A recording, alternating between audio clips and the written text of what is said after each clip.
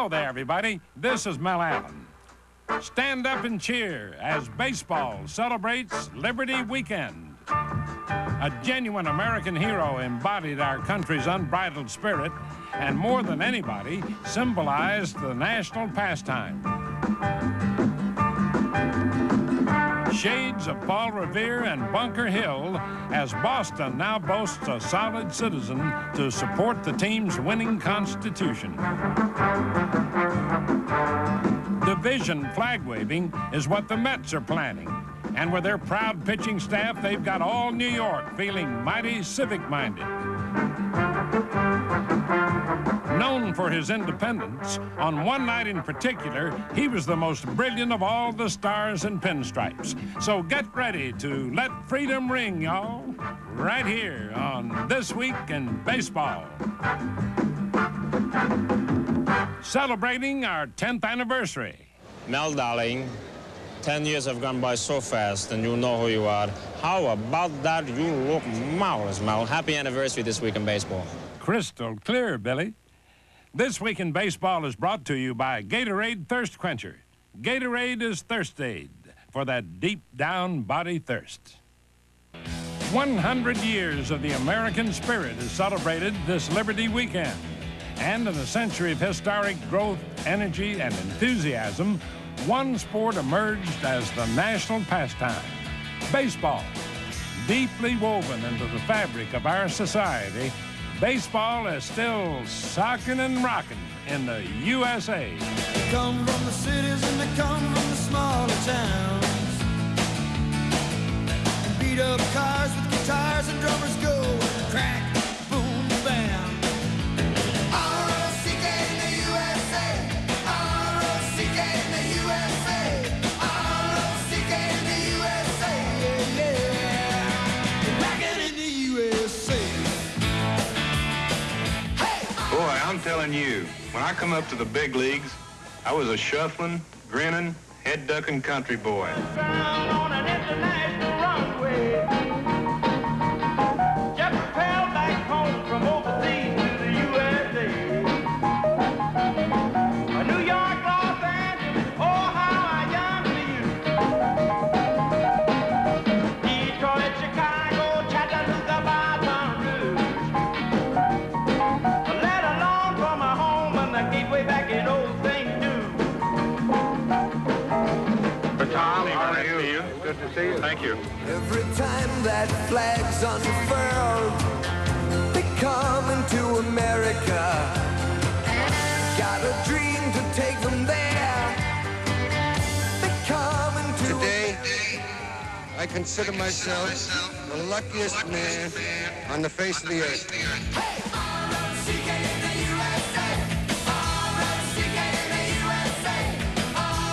Through all the players and all the years, two words remain among the sweetest in our vocabulary. Play ball. Well, all right. It's indeed a fitting time to look back on the man most responsible for making baseball America's game. His name was George Herman Ruth, known worldwide as the Babe, and he revolutionized the game with legendary home runs. But to say that he was a spectacular baseball player doesn't even begin to tell the story, because the Babe was and remains an American idol. Babe Ruth is in a class by himself. He even overshadows Fox and Gehrig and all the rest of them. Babe is in a separate category. Ruth is the only player I know that when he came out on the field, everybody stopped. It was like the star came onto the center stage, you know. And when he went up to take batting practice, nobody looked at anything else but Babe swinging that bat up. And I'm talking about his own players, and I'm talking about the visiting team. And when you get that kind of magnetism, you know that you're the star.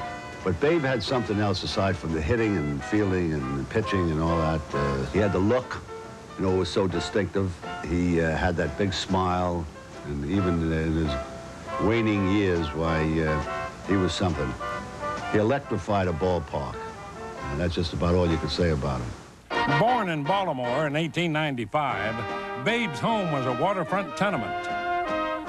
His parents, George Sr. and Kate sent the troublesome 7-year-old to St. Mary's Industrial School, where his life was changed by baseball. In 1914, he joined Boston as a pitcher, posting an 89 and 46 mark over 6 seasons and winning 20 games twice. In 1920, Babe became a Yankee and soon turned in his pitcher's glove. He blasted 60 homers in 1927 and 714 in his career. When he hit one, he just dropped the bat and started that little trot. He didn't just stand there and show the pitcher up like sometimes you see certain players today. He didn't do that. He dropped the bat and started his trot. He knew it was gone. He hit it out of sight. Babe was also out of sight in the outfield, a fact often forgotten amid all his hitting. When they talk about defense in the Babe Ruth, they better not say that he was a bad defensive ball player. He was a great defensive ball player. He very seldom, and I don't ever remember him, throwing the ball to the wrong base or making a mistake. He had the little bitty glove, a little bit of a white glove that he wore. It looked like a motorman's glove, as they call it, you know, sometimes. But this fellow never made a mistake in that outfield. With all his weight and the belt hanging below his big belly, you'd look up and he's on first base, and all of a sudden he'd steal a base in an important ball game when you needed it. He could do things that no one else in that era could do. He was fantastic. Babe was at his best with children, his favorite audience. They adored him, and he loved being their hero. Hello, Babe. How do you feel? Fine, Sonny. How's yourself? All right. Well, I'm glad the Yankees won. Well, so am I. I guess I'll see you in a World Series games then. Well, I hope so. I guess I'm one of the lucky fellas to be able to get into 10 World Series. And the way I feel now, looks like I'll be in there. Well, hope you hit a lot of home runs. Well, I won't predict anything, but I'll sure do my best. I hope all you boys will be out there watching us. Everybody watched the Babe. Exuberant, boisterous, fun-loving. The nation idolized him.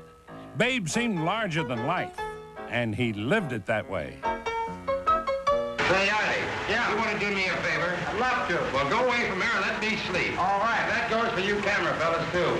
You read so much about how he did this and how he did that, but for 7 years, he was a great pitcher. We all know what type of hitter he was. For 22 years in the big leagues, he left a lifetime batting average, I believe, of 342. You can't carouse around, and anybody told me a man can carouse around as much as they say different people in sports do and still have a career like that.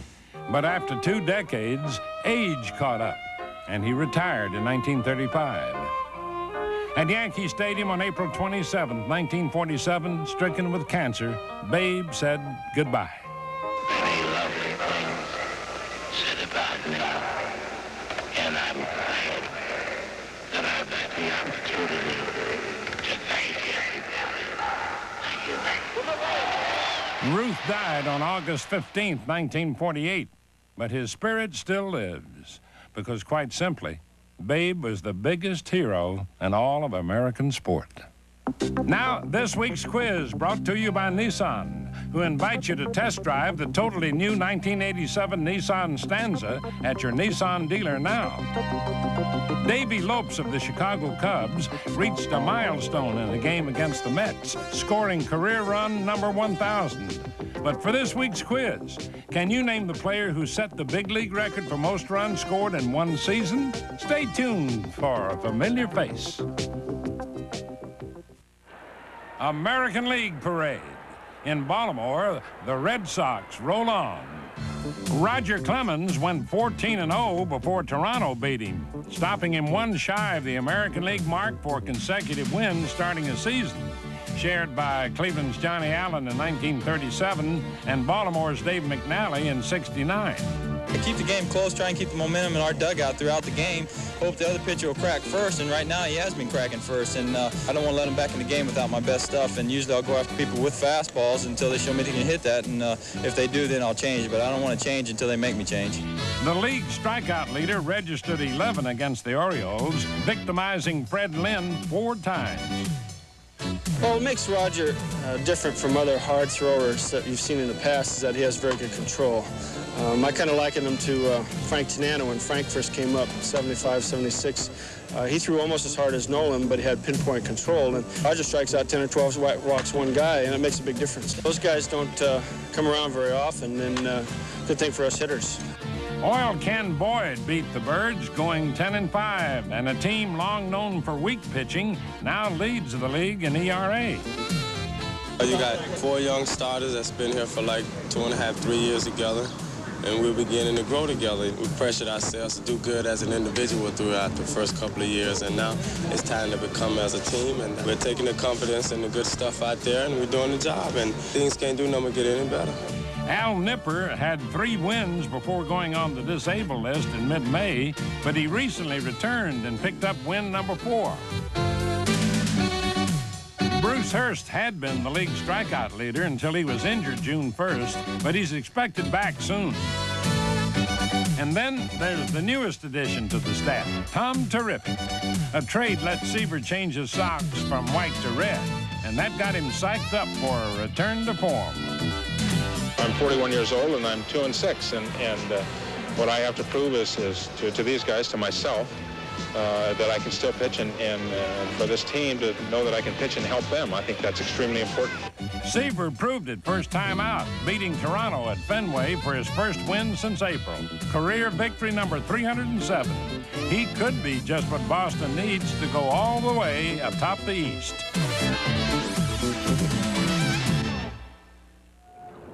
National League display. In New York, the Mets are masters of the mound.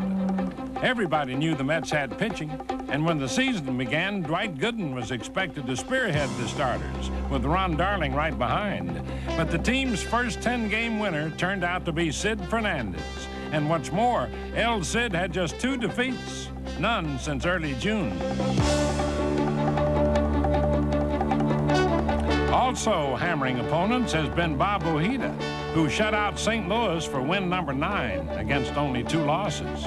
With an ERA below 2.7 to lead the starters, Ojeda's been a superb pickup from Boston.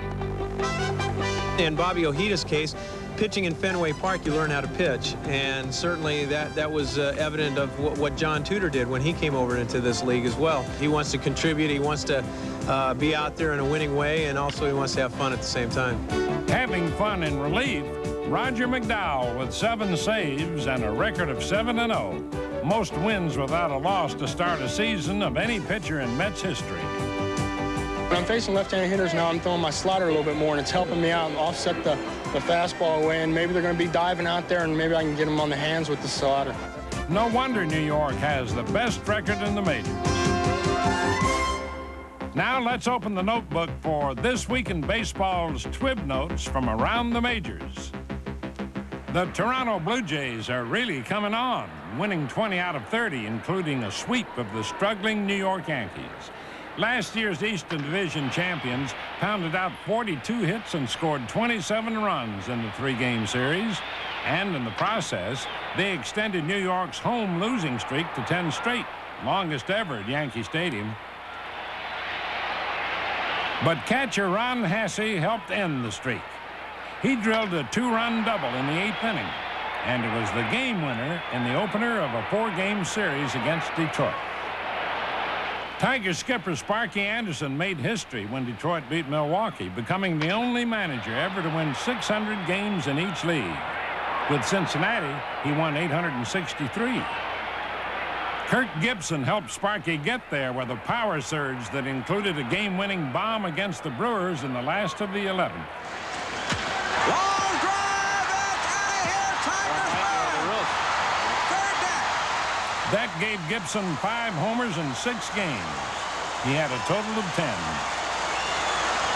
California's Don Sutton with 301 career wins faced Cleveland's Phil Niekro with 304. Neither got a decision, but it was the first time 2 300-game winners have squared off since Pud Galvin and Tim Keefe in 1892. Philadelphia's Juan Samuel batting. It's the top of the 9th, bases loaded, and St. Louis up by 3 runs. The delivery to Samuel, breaking ball, and he hits it high and deep to left field. Coleman is back on the track, reaches up. He can't get it. The ball is out of here. It's a grand slam home run. Sorry, Whitey, but that gave the Phillies a 3-game sweep, and they won every game on their final at-bat. San Francisco's rookie Robbie Thompson set a dubious Major League record in a win over Cincinnati when he was caught stealing 4 times in a single game. Now to get Thompson picked off. Concepcion's throw to Oster covering, and they get him. Robbie Thompson is caught stealing for the 4th time tonight. Now it's time for the answer to this week's Nissan quiz. None other than Babe Ruth set the Major League record for most runs in one season, 177 in 152 games for the Yankees in 1921. And by the way, fellow Hall of Famer Chuck Klein set the National League mark, 158 runs in 156 games for Philadelphia in 1930. Hey, fans, big leaguers have to stay level-headed and keep a cool head to stay heads above the rest. But sometimes it's heads up.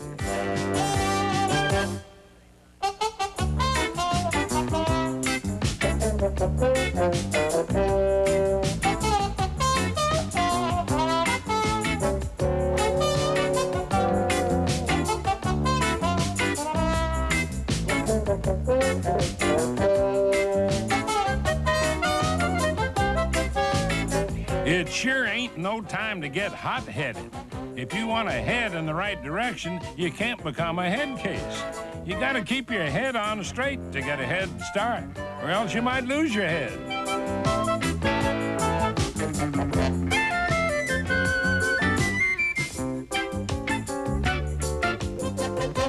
Heads up, man. Hey, what are these guys trying to do? Make headlines? Well, I think the reason those guys were so loose in the dugout was they wanted to be on This Week in Baseball, and, you know, it's fun. Well, congratulations, because you made it, but don't let it go to your head. Now we're coming right back at you with some heavy glove work, heart-pounding heroics in the field. First up, Tony Phillips, Oakland A's. New York Yankee, Dave Winfield. Philadelphia's Juan Samuel. The Chicago Cubs, Ryan Sandberg. The Dodgers, Glenn Matuzak. San Diego's Greg Nettles. Atlanta's Dale Murphy. Cincinnati's Dave Parker. San Francisco's Robbie Thompson. A Cubs encore by Sean Dunston. The Giants again with Chris Brown getting down. One more time for Greg Nettles. Kansas City's Steve Farr staying after it. Minnesota's Alan Anderson. And the Reds once more with Eric Davis over and out. And now, This Week in Baseball's 10th anniversary flashback, brought to you by Gatorade. Let's flash back to 1977. With the Yankees, Reggie Jackson brought back memories of Babe Ruth in the 6th and final game of the '77 World Series, blasting 3 homers against 3 different Dodger pitchers off first pitches. The 3 homers tied Babe's record for most homers in a series game. You know, Reggie had a pregame feeling this just might be his night. I could say I remember when things started happening real well for me or going real good. In batting practice, I probably hit 15 to 20 balls in the stands and got a standing ovation from New York fans. So, you know, if it was something to come, I had a pretty good feeling. After walking his first time up, Jackson batted in the bottom of the 4th with 1 man on. And home run number 1 came off Dodger starter Bert Hooton to give New York a lead it never lost. The first pitch was a fastball that Hooten threw me that I hit a little bit off the end of the bat. I knew it was a home run, and he threw the ball inside. I was looking inside, and I knew I'd hit the ball hard enough to be a home run. Then in the 5th inning, Reggie rang up home run number 2 off Elias Sosa, also with a man on, making the score 7-3. Then with Charlie Huff pitching in the 8th, Reggie kept his date with history. Jackson with 4 runs batted in and sends a fly ball to center field and deep. That's going to be way back, and that's going to be gone. Reggie Jackson has hit his 3rd home run of the game. I had nothing to lose. Really, my last time up, I'd already had a standing ovation, and things were in command as far as the World Series being won, and it was just whether I was going to hit another home run or not, really, what I was going to do my last time up. And Huff threw a knuckleball that stayed right in the middle of play. Bingo.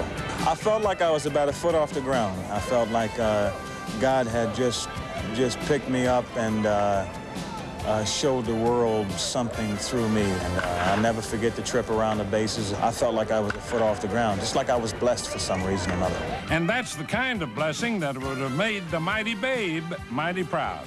And that's all for now, folks, but we'll see you next week on This Week in Baseball.